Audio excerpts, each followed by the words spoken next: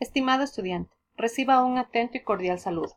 El video de hoy es un resumen de la unidad número 3 que corresponde a estrategias de comprensión. Es necesario poder entender lo que leemos para apropiarnos de este conocimiento y que sea un aprendizaje significativo. Para ello existen varias estrategias de comprensión lectora. En este caso vamos a estudiar una en la cual se divide la lectura en 3 fases. Estas fases de la lectura son 1. Prelectura, 2. Lectura y 3. Postlectura.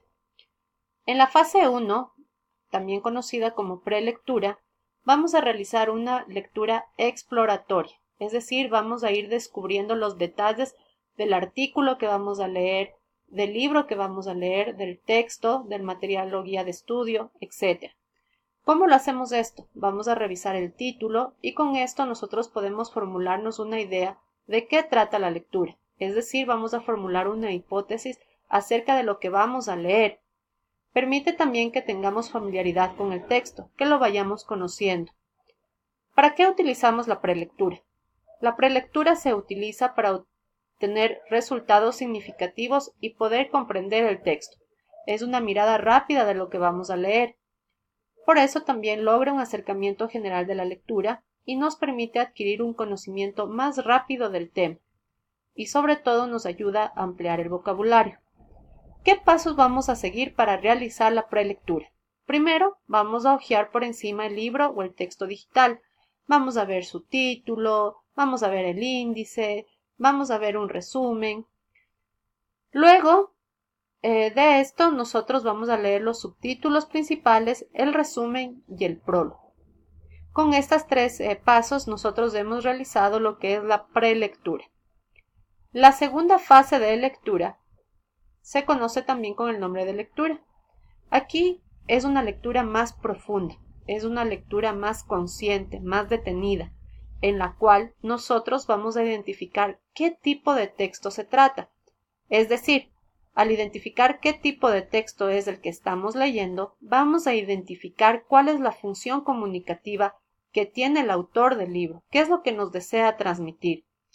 También vamos a poder determinar la función del lenguaje utilizado. En la lectura, para poder comprender lo que estamos leyendo, es necesario identificar la idea principal. Recuerde que una idea principal es el extracto más importante de la lectura, porque es aquella que da el sentido al texto, es decir, si nosotros quitamos esta idea principal del texto, no lo vamos a entender. También dentro de la lectura vamos a identificar las ideas secundarias y de apoyo. ¿Cuáles son estas? Estas son las ideas que dan soporte o sustentan a la idea principal. Para ello, nosotros podemos utilizar varias técnicas y una de ellas es la técnica del subrayado. Podemos ir subrayando con diferentes colores para identificar las ideas principales y las ideas secundarias. Otra forma también de poder entender lo que estamos leyendo en esta fase es envolver en círculos las palabras claves o las palabras que no conozcamos para poder entender su significado. Y arribamos a la tercera fase, que es la postlectura. En la postlectura, una vez que nosotros hemos identificado las ideas principales y secundarias, vamos a realizar una síntesis de lo que vamos leyendo. Es decir, vamos escribiendo lo que vamos entendiendo de la lectura. Estos extractos o síntesis de ideas se llaman sumillas, y estas sumillas las podemos colocar sea en una hoja aparte o sea en el lado derecho o izquierdo del texto que estamos leyendo, en un espacio en blanco. También, al recopilar las sumillas, nosotros podemos ir elaborando esquemas de lectura. Estos esquemas de lectura lo que van a ir elaborando o destacando son las ideas principales y secundarias que ya subrayamos en la fase de lectura. Existen varios tipos de esquemas. Los esquemas son organizadores gráficos que, como su nombre lo dice, nos ayuda a organizar las ideas, es decir, ponerlas en orden, y de esta forma poder entender lo que estamos leyendo y sobre todo comprender lo que estamos leyendo. Existen diferentes tipos de esquemas: índices, organigramas, cuadros sinópticos, mapas mentales, mapas de concepto. Pero, ¿cómo podemos elaborar un esquema? Para elaborar un esquema hay 3 pasos. Antes de elaborar el esquema, nosotros debemos ya tener algunos insumos, como es el haber leído detenidamente el texto para ir sacando las ideas principales y secundarias, así como las palabras claves. Y luego nosotros vamos a estructurar el texto en algunas partes para que sea mucho más fácil retirar las ideas principales y secundarias. Una vez que nosotros ya tenemos las ideas principales y secundarias y también las de apoyo, nosotros vamos a organizar las ideas. Al organizar las ideas, nosotros debemos darle una estructura en que podamos visualizar el trabajo que hemos hecho. Para organizar las ideas, vamos a organizar las ideas en categorías. Vamos a ir desde la idea más importante hasta la menos importante, es decir, vamos de lo general a lo específico o de lo principal hasta lo secundario. Una vez que nosotros ya tenemos un esquema o bosquejo de las ideas, nosotros procedemos al tercer paso, que es elaborar el esquema. Y podemos elaborar varios esquemas, como un cuadro sinóptico o un tema que puede ser el mapa conceptual, en donde tenemos las ideas jerarquizadas. ¿Qué es un mapa mental? Un mapa mental es un esquema visual, como el ejemplo que tenemos aquí, el cual reúne ideas y dibujos. Nuestro cerebro funciona mucho mejor cuando nosotros damos un orden a las ideas, las organizamos y las estructuramos. Está comprobado que nosotros podemos recordar las imágenes mucho más fácil que tal vez una palabra o un texto. Entonces, si nosotros organizamos las ideas en un organizador gráfico, es mucho más fácil volverlas a recordar y poder aprender de manera significativa. Nosotros podemos organizar las ideas del mapa mental de la siguiente forma. Nosotros ponemos la idea principal en el centro y de la idea principal van a surgir en forma de ramificaciones las ideas secundarias. Y si las ideas secundarias tienen subargumentos o palabras claves que le den apoyo, estas van a salir de la idea secundaria. Para realizar un mapa mental, yo puedo utilizar flechas continuas, entrecortadas y corchetes. Luego que hemos aprendido a realizar esquemas y también hemos comprendido la lectura a través de la estrategia de fases de lectura, otra forma de comprender el texto o lectura es a través del significado de las palabras. Suele suceder que en muchas ocasiones no entendemos un texto porque desconocemos el significado de las palabras. Por ello, es necesario ampliar nuestro vocabulario. Primero, entender qué significa la palabra en medio de todas las palabras que están a su alrededor. Esto se llama contexto. De acuerdo a Google, al buscar la palabra contexto, nosotros obtenemos que es un conjunto de circunstancias que rodean una situación y sin las cuales no se puede aprender correctamente. De acuerdo a la Real Academia Española de la Lengua, dice que contexto es el entorno lingüístico del que depende el sentido de una palabra, frase o fragmento determinado. Es decir, en palabras mucho más sencillas. Una palabra, para poder ser entendida, necesitamos saber qué palabras la están acompañando y cuál es la oración que está esa palabra para poder entender a lo que se refiere. Miremos el siguiente ejemplo. Tenemos aquí un doctor que dice: comencemos la operación.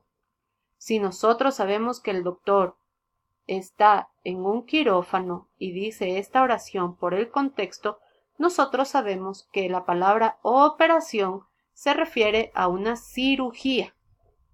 En el segundo dibujo, en cambio, tenemos a un profesor, posiblemente de matemáticas, y que está haciendo un ejercicio en el pizarrón y les dice a sus estudiantes: comencemos la operación.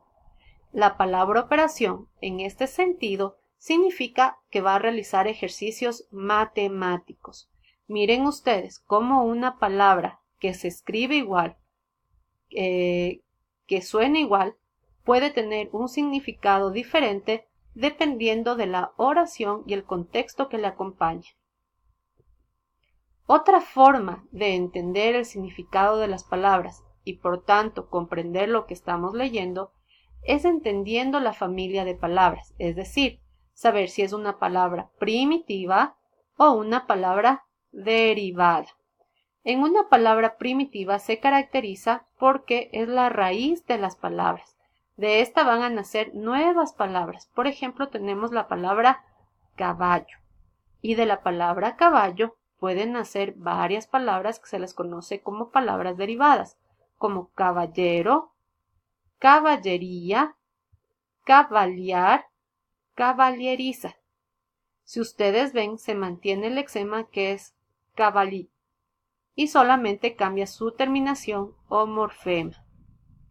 Es así que nacen nuevas palabras y nosotros, al saber de dónde nacen, podemos entender cuál es el significado. También podemos comprender el texto de acuerdo a la relación que existen en las palabras. ¿Cuáles son los conceptos o definiciones dentro de la relación de palabras? Hay varios tipos, como por ejemplo la sinonimia. La sinonimia es cuando las palabras, a pesar de que se escriben diferente y suenan diferente, significan lo mismo o pueden tener el mismo significado. Por ejemplo, miramos aquí que está este hombre andando, pero también podemos decir que ese hombre está caminando. Los dos realizan la misma acción. Al contrario, la antonimia es cuando las palabras significan lo opuesto, significan lo contrario. La ventana está abierta o la ventana está cerrada.